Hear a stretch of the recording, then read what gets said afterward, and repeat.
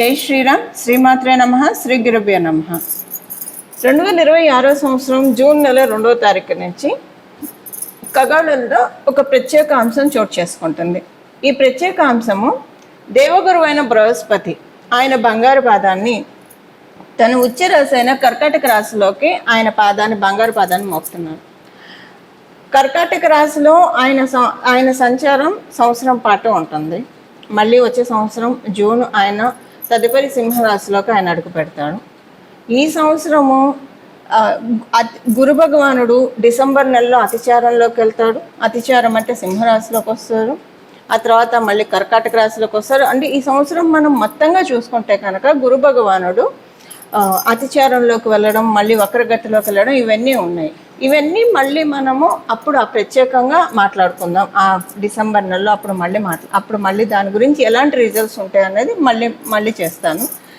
ఓవరాల్గా అసలు గురు భగవానుడు కర్కాటక రాశిలో ఉండడము, తన ఉచ్చ రాశి, అన్ని రాశుల్లోకి ఆయనకి స్పెషల్ రాశులు కొన్ని ఉంటాయి, 3 ఉన్నాయి. అందులో ఆయన స్వక్షేత్రాలను మినహాయిస్తే ఇంకా స్పెషల్ రాశి, ఇంకా ఆయన ప్రత్యేకమైన రాశి ఉచ్చ రాశి కర్కాటక రాశి. ఈ కర్కాటక రాశిలో ఇప్పుడు గురు భగవానుడి సంచారము ద్వాదశ రాశుల వాళ్ళకి, ద్వాదశ లగ్నాల వాళ్ళకి ఎలాంటి మంచి ఫలితాలు ఇవ్వబోతుంది. మళ్ళీ మనకి ఇలాంటి గ్రహస్థితి రావాలంటే, అంటే మళ్ళీ మనకి గురు భగవానుడు కర్కాటక రాశిలోకి రావాలంటే, ఒకసారి కర్కాటక రాశిలో ఆయన సంచారం ముగించిన తర్వాత మళ్ళీ 12 సంవత్సరాలు పడుతుంది. ఈసారి చాలా విశేషాలతో కూడుకొని ఉంది కర్కాటక రాశిలో గురు భగవానుడి సంచారము. అందులో ఇంకొకటి ఏంటంటే శనేశ్వరుడు, శని మహారాజు మీనరాశిలో ఉండడము. మీనరాశి ఆయన స్వక్షేత్రము. ఇప్పుడు రేవతి నక్షత్రంలో శని భగవానుడి సంచారం సాగుతూ ఉంది. 9వ దృష్టితో ఆయన మీనరాశిని చూడడము, ఇదొక స్పెషల్ అంశము. కాలపురుషుడు కుండలిలో వ్యయరాశి మీద ఆయన దృష్టి పెట్టారు. సో ఈ వ్యయరాశి మీద ఆయన దృష్టి పెట్టడము, ఆయన స్వరాశి అవ్వడము, అందులో ఉచ్చరాశిలో ఉండి చూడడము, ఇవన్నీ కూడా చాలా మంచి ఫలితాన్ని ద్వాదశ రాశుల వాళ్ళకి, ద్వాదశ లగ్నాల వాళ్ళకి కలగజేస్తుంది. కొన్ని రాశుల వాళ్ళకి, కొన్ని లగ్నాల వాళ్ళకి కొంచెం వాటిని అందుకోవడంలో కొంచెం ప్రయత్నం వారు చేయాల్సి ఉంటుంది. అవేంటో మనం చూద్దాము. ఇప్పుడు మొత్తంగా అసలు ద్వాదశ రాశుల వాళ్ళకి, ద్వాదశ లగ్నాల వాళ్ళకి, 27 రాశుల వాళ్ళకి గురు భగవానుడు ఆయన ఉచ్చక్షేత్రమైన కర్కాటక రాశిలో ఉంటూ కాలపురుషుడు కుండలిలో నుంచి చతుర్థ స్థానంలో ఉంటూ ఆయన ఎలాంటి ఫలితాన్ని ప్రసాదిస్తారో చూద్దాము. మనము శ్రీరామచంద్రమూర్తి జన్మజాతకం తీసుకుంటే ఆయన పుట్టినప్పుడు గురు భగవానుడు బృహస్పతి ఆయన ఉచ్చ రాశిలో ఉన్నాడు, కర్కాటక రాశిలో ఉన్నాడు. అలాగే శ్రీకృష్ణ పరమాత్ముడు ఆయన జన్మజాతకం చూసుకుంటే ఆయన జన్మజాతకంలో కూడా గురు భగవానుడు ఉచ్చక్షేత్రంలో ఉన్నాడు, అంటే కర్కాటక రాశిలో ఉన్నాడు. అలా ఇప్పుడు అందరికీ కూడా, అంటే మనందరికీ కూడా ఉచ్చ రాశిలో ఆయన ఉన్నాడు. ఇది ప్రతి ఒక్కళ్ళకి వర్తిస్తుంది. ఇప్పుడు కొంతమంది ఉంటారు అదృష్టవంతులు, వాళ్ళు పుట్టినప్పుడే గురు భగవానుడు కర్కాటక రాశిలో ఉన్నవాళ్ళు. అలా ఇప్పుడు మీరు ఎవరైనా ఉంటే కనుక మీకు ఇంకా చాలా మంచి ఫలితాలు వస్తాయి, అంటే ఎక్కువ ఫలితాలు, రెట్టింపు ఫలితాలు ఉంటాయి. అలా లేకపోయినా కూడా కాలపురుషుడు కుండలిలో ఆయన కర్కాటక రాశిలో సంచారము ద్వాదశ రాశుల వాళ్ళకి, ద్వాదశ లగ్నాల వాళ్ళకి మంచి ఫలితాలని ప్రసాదిస్తుంది. ఈ ఫలితాలు ఏంటి, ఇవన్నీ కూడా ఇప్పుడు మనం 1 by 1 ప్రతి ఒక్క రాశికి విడివిడిగా మాట్లాడుకుందాం. ఇప్పుడు గురు భగవానుడు ఉచ్చ రాశిలో ఆయన ఎలాంటి ఫలితాలు ఇస్తారు అని మనం తెలుసుకోవడానికి ముందుగా కొన్ని ప్రత్యేక మీ జన్మ కుండలిలో కనుక గురు భగవానుడు మీరు పుట్టినప్పుడు కర్కాటక రాశిలో ఉంటే చాలా మంచి ఫలితాన్ని ఇస్తాడు. ఎవరికైనా గురు భగవానుడు మకర రాశిలో ఉంటే, అంటే మకర రాశి ఆయన నీచక్షేత్రం, ఇప్పుడు వాళ్ళకి చాలా బాగా ఉంటుంది. అసలు మామూలుగా అయితే మకర రాశి ఆయన నీచ రాశి కాబట్టి ఇప్పుడు చాలా బాగుంటుంది. అంటే ఇక్కడ సమసప్తకాలు అవుతాయి. ఆయన నీచ రాశిలో ఉన్నాడు, మళ్ళీ ఇక్కడ గోచార గురుడు కర్కాటక రాశిలో ఉన్నాడు. సో సమసప్తక స్థితి ఇరుగురు వర్యులకి కూడా చాలా మంచి ఫలితాలని కలగజేస్తుంది. అలాగే కర్కాటక రాశిలో ఉంటే ఇది చాలా మంచిది, ఎందుకంటే జన్మగురుడు మీద గోచార గురుడు సంచారము, ఇది చాలా మంచి ఫలితాలను ఇస్తుంది. అలాగే ఎవరికైనా వృశ్చిక రాశిలో గురు భగవానుడు ఉంటే ఆయన 5వ దృష్టితో చూస్తూ ఉంటారు కాబట్టి మంచి ఫలితాలను ఇస్తుంది. మీన రాశిలో ఎవరికైనా ఉంటే మీనరాశిలో ఉంటే గురు భగవానుడు, అది కూడా చాలా స్పెషల్ ట్రాన్సిట్గా మీకు ఇంకా అంటే కొంతమందికి ఎక్స్ట్రా ఫలితాలు ఉంటాయి, మంచి ఫలితాలు ఎక్కువగా వస్తాయి. ఎవరెవరు అనేది ఈ స్థితిలో కనుక ఉంటే, అంటే గురు భగవానుడు మీ జన్మ జాతకంలో కర్కాటక రాశిలో ఉన్న, వృశ్చిక రాశిలో ఉన్న, మకర రాశిలో ఉన్న, మీన రాశిలో ఉంటే ఇంకా ఇది మీకు చాలా స్పెషల్ గోచారం అని చెప్పాలి. చాలా స్పెషల్ గోచారం, ఎక్కువ మంచి రెట్టింపు మంచి ఫలితాలను ఇస్తుంది.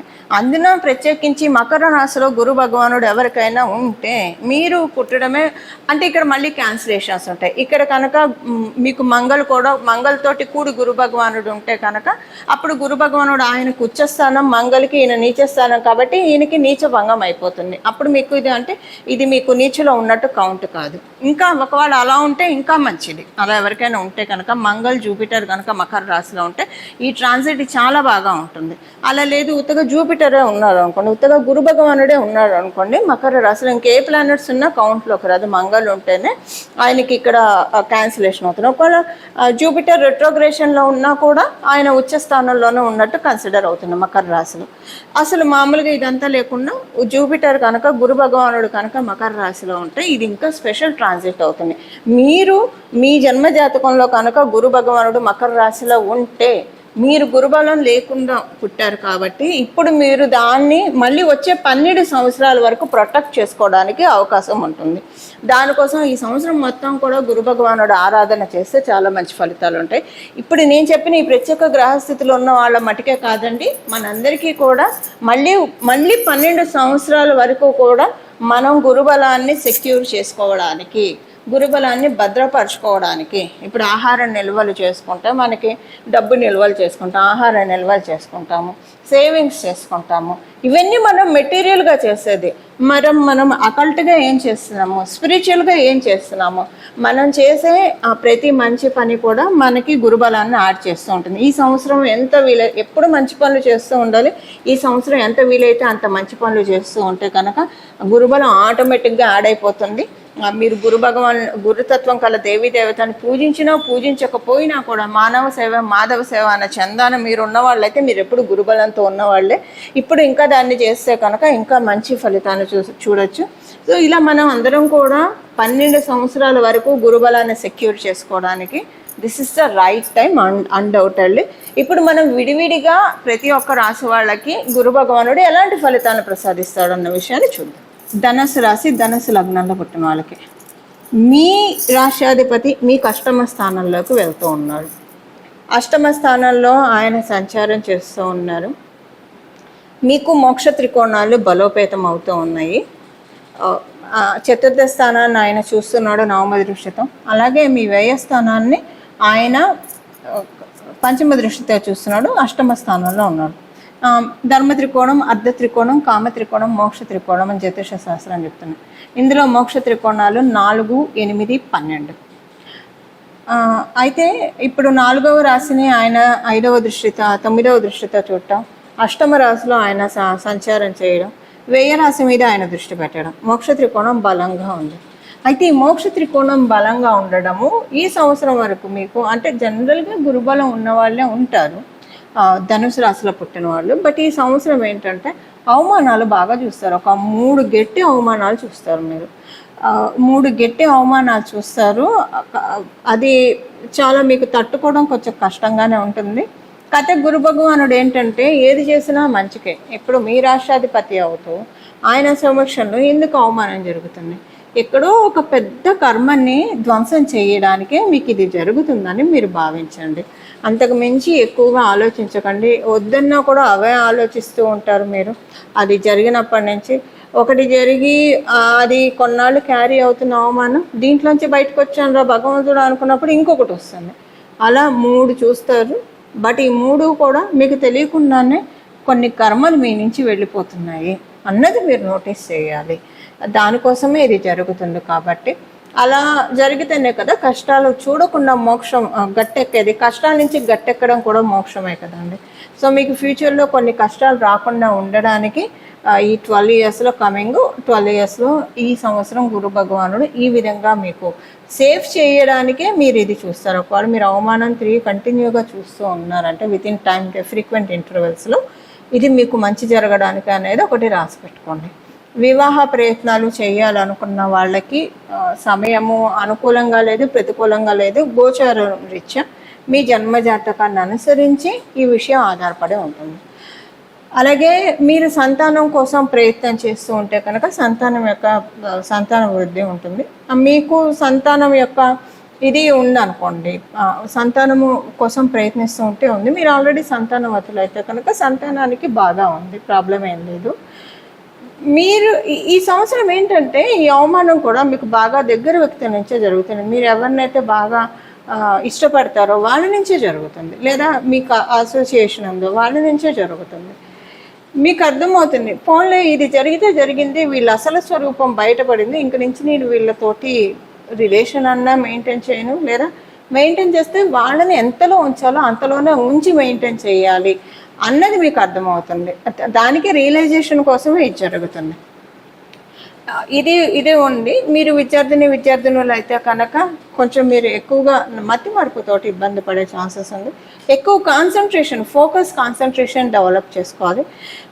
ఈ విషయంలో కొంచెం జాగ్రత్తగా ఉండాలి. కాకపోతే విద్యార్థినులకి ఈ అవమానం అన్న పాయింట్ వర్తించదు. ఓన్లీ 21 ఇయర్స్ దాటిన వాళ్ళకి మాత్రమే. అంటే 21 ఇయర్స్ దాటిన వాళ్ళు కూడా చదువుకునే వాళ్ళు ఉంటారు, అప్పుడు కూడా ఇది వర్తిస్తుంది. బట్ బిఫోర్ 21 ఇయర్స్ వాళ్ళకి అవమానం అనేది వర్తించదు. సెకండ్ థింగ్ ఏంటంటే, మీరు వ్యాపారస్తులు అయితే కనుక వ్యాపారం చక్కగా ఉంటుంది. కథ ఏంటంటే వ్యాపారంలో అవమానాలు ఉంటాయి, 3 అవమానాలు ఉంటాయని చెప్పాను కదా, అది వ్యాపారంలో ఉండొచ్చు. కానీ వ్యాపారము అలానే మీరు ఏదన్నా మనసు బాగోక వ్యాపారాన్ని వాయిదా వేసుకోవడమే తప్పించి అక్కడ బాగానే ఉంటుంది. ఇది కొంత ఏంటంటే మీకు అర్ధాష్టమ శనిలో కూడా ఉన్నాడు. అర్ధాష్టమ శనిలో ఉన్నప్పుడు గురు భగవానుడు ఉచ్చరాశిలోకి రావడం, నెక్స్ట్ ఇయర్ అర్ధాష్టమ శని వెళ్ళిపోతూ ఉన్న కొంత మీకు పూర్తిగా అనుకూలంగా అయిన కాలం అయితే ఇంకా రాలేదు. ఇంకొక సంవత్సరం ఓపిక పట్టాలి. ధనురాశి ధను లగ్నంలో పుట్టిన వాళ్ళు మంచి ఫలితాలనే మీరు అంటే ఇప్పుడు కూడా మంచిదే పీరియడ్ అనే చెప్పాలి. ఎందుకంటే మీకు రాబోయే దోషాలు కష్టాల రూపంలో రాబోయేది ఆయన ఇప్పుడు మీ రాష్ట్రాధిపతి కాబట్టి చక్కబెట్టేస్తున్నాడు. ఇప్పుడు మన పిల్లలు ఏదన్నా చదువుకోకపోయినా లేదా ఏదన్నా చేయకూడని పని చేస్తుంటే నలుగురు చెప్పే బదులు మనమే చెప్పి వాళ్ళని ఇలా కాదు, ఈ దారిలో వెళ్ళాలి, ఇలా చదువుకోవాలి, ఇది మనం చెప్తే అది ప్రశాంతంగా ఉంటుంది కదా వాళ్ళు మార్చుకోవడానికి. ఇప్పుడు గురు భగవానుడు అదే చేస్తున్నాడు మీకు. అంటే మీరేదో ధనురాశిలో పుట్టిన వాళ్ళు చాలా ప్యూర్గా ఉంటారు, గురుబలం కల వ్యక్తులు. కానీ ఇప్పుడు ఏంటంటే జరిగే అవమానాలు మీ డెస్టినీలో ఉన్న ముళ్ళుని ఆయన తీసేయాలి. ఆ తీసేయాలంటే ఏదో ఒకటి మీ చేత ఆ కర్మ పరిపక్వం చేయించే తీస్తాడు. అందువల్ల ఏదో ఆపుతూ ఉంది. ఆ కర్మ పరిపక్వం చేయడానికి ఇది జరుగుతుంది. అంటే మిగతాదంతా కూడా నార్మల్గా ఉంది. గురుబలాన్ని పెంపొందించుకోవడానికి ప్రయత్నించండి. దానికోసం ఏం చేయాలో ఇప్పుడు మనం చూద్దాం. చూశారు కదా, మీ రాశి వాళ్ళకి గురు భగవానుడు ఉచ్చక్షేత్రంలో ఉంటూ ఎలాంటి ఫలితాలను ప్రసాదిస్తూ ఉన్నారు.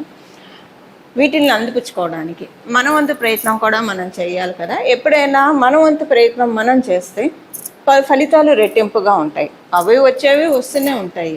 కానీ మనం కూడా మన వంతు ప్రయత్నం అవి అందుకోవడానికి చేస్తే కనుక వాటిల్ని మనం ఇంకా ఎక్కువగా విడిచిపెట్టుకోవడానికి అవకాశం ఉంటుంది. గుర్తుపెట్టుకోండి, 12 సంవత్సరాల దాకా మళ్ళీ ఇలాంటి గ్రహస్థితి మనం చూడలేము. ఇప్పుడే మొదలైంది కాబట్టి సంవత్సరం పాటు ఉంటుంది. ఈ సంవత్సరం పాటు ఉన్న గురు భగవానుడు ఉచ్చ స్థితిని మనం అందరం ఎలా మొత్తంగా తీసుకోవాలి, అంటే ఎలా మనం దాన్ని సద్వినియోగం చేసుకోవాలి, ఒడిసి పట్టుకోవాలంటే పరిహారం చేయాలి. ఏం పరిహారం చేస్తే కనుక మనము దీన్ని సద్వినియోగం చేసుకున్న వాళ్ళం అవుతాము, అది ఇప్పుడు చూద్దాము. గురువుల ఆరాధన, మెయిన్గా గురువుల ఆరాధన ఈ సంవత్సరం అంతా కూడా ఆశాంతం కూడా చాలా మంచి ఫలితాలను ఇస్తుంది. మీరు ఏ గురు రూపాన్నైనా ఆరాధించండి. అమ్మవారు గురు రూపంలో చూస్తే సరస్వతి అమ్మవారి రూపంలో ఉంటుంది, రాజశ్యాముల అమ్మవారి రూపంలో ఉంటుంది. దక్షిణామూర్తి శివుడు జ్ఞానాన్ని ప్రసాదిస్తాడు దక్షిణామూర్తి స్వరూపంలో. శ్రీ గురు దక్షిణామూర్తి స్వామి వారిని ఆరాధించవచ్చు, దత్తాత్రేయ స్వామి వారిని ఆరాధించవచ్చు, రాఘవేంద్ర స్వామి వారిని ఆరాధించవచ్చు. కృష్ణ మందిర జగద్గురు, మనకి కృష్ణుడు కూడా, కృష్ణ పరమాత్మ కూడా జగద్గురువు. సో ఆది గురువు శంకర భగవత్పాదులను ఆరాధిస్తారా లేదా సాయిబాబాని ఆరాధిస్తారా, మీ ఇష్టం. ఏ దేవీ దేవతలనైనా సరే ఈ సంవత్సరం మొత్తం కూడా గురువు సమానమైన దేవీ దేవతను, గురు సమానం కాదు, గురుతత్వాన్ని సూచించే దేవీ దేవతలను ఆరాధిస్తే కనుక చాలా మంచి ఫలితాలు వస్తాయి. ఇప్పుడు ఒక ఒక ఒక వారం ఏంటంటే, అందుకే మనకి గోచారంలో గ్రహస్థితులు తిరుగుతూ ఉంటాయి. ఎందుకంటే సపోజ్ ఎవరైనా పుట్టినప్పుడు వాళ్ళకి గురుబలం లేదనుకోండి, ఎగ్జాంపుల్కి గురుబలం లేకపోతే కనుక జీవితంలో చాలా ఇబ్బందులు ఉంటాయి. అంటే లక్ మనకి కావాలంటే గురుబలం ఉండాలి. ఇది వీళ్ళ అదృష్టవంతులు వీళ్ళకి అన్నీ అలా అయిపోతూ ఉన్నాయంటే గురుబలం ఉంటే అవుతుంది. ఇలా గురుబలం అందరికీ దొరకకపోయినా భగవంతుడు అవ్యాజ కరుణామూర్తి కాబట్టి ప్రతి సంవత్సరం కూడా గోచారంలో వచ్చే ఇలాంటి స్థితిగతుల వల్ల మన జన్మజాతకంలో గురుబలం ఉంటే దాన్ని ద్విగుణీకృతం చేసుకోవడానికి, ఒకవేళ జన్మజాతకంలో గురుబలం లేకపోతే దీనిని పెంపొందించుకోవడానికి మరియు దాన్ని తీసుకోవడానికి, గురుబలాన్ని మనం తీసుకోవడానికి, అబ్జర్వ్ చేసుకోవడానికి ఇది చాలా సరైన అవకాశం. ద్వాదశ రాశుల వాళ్ళకి, ద్వాదశ లగ్నాల వాళ్ళకి, 27 నక్షత్రాల వాళ్ళకి కూడా. అందువల్ల గురుతత్వాన్ని సూచించే దేవీ దేవతల్ని ఈ సంవత్సరం మొత్తం కూడా ఆరాధిస్తే చాలా మంచిది. ప్రతిరోజు కూడా ఉదయాన్నే నిద్ర లేస్తుంది మనం ఇక్కడ తల మీద చేపెట్టుకొని వందే గురు పదద్వంద్వం, వందే గురు పదద్వంద్వం, వందే గురు పదద్వంద్వం అనే నామాన్ని ఉచ్చరిస్తూ లేవడము. అంటే ఇక్కడ మనకి గురు పాదకులు ఉంటాయి శిరస్సు మీద, అందుకే మనకి ఇది చాలా పవిత్రమైన స్థానం. ఇక్కడ ఈ స్థానం పవిత్రమైన స్థానం. ఉదయాన్నే లేస్తూనే ఇలాగా వందే గురు పదద్వంద్వం అని ఎప్పుడైతే మనం చెప్పుకుంటూ ఉంటామో, అంటే దీని అర్థం ఏంటి, గురువు యొక్క పాదాలకి శిరస్సు ఉంచి ప్రణామం చేస్తూ ఉన్నానని చెప్పి ఈ మంత్రం యొక్క అర్థం. ఇలా ఉదయాన్నే అనుకుంటూ లేవడం వల్ల మన జన్మజాతకంలో గురుబలం పెరుగుతుంది. మీరు అదృష్టవంతులయ్యి మీ జన్మజాతకంలో గురుబలం ఉంటే ఇది ఇంకా యాడెడ్ అడ్వాంటేజ్ అవుతుంది. ఇప్పుడు ఇలా మనం గురుబలాన్ని పెంపొందించుకొని మన జీవితాన్ని ఉన్నంతలో అదృష్టవంతంగా మార్చుకోవడానికి చక్కటి సదావకాశాన్ని గోచారంలో బృహస్పతి ప్రసాదిస్తూ ఉన్నాడు. గోచారంలో బృహస్పతికి అన్ని ప్లానెట్స్ కూడా చాలా భక్తితో ఆరాధిస్తాము. ఇంకా గురు భగవానుడు అంటే అత్యంత భక్తి శ్రద్ధలు కనుక గురు భగవానుడి పాదాలకి శిరస్సు ఉంచి ప్రణామం చేస్తూ మనందరికీ కూడా సన్మంగళాలు మన జీవితంలో కలగాలని చెప్పి మనస్ఫూర్తిగా కోరుకుంటూ మంగళం. నమో భగవతే వాసుదేవాయ.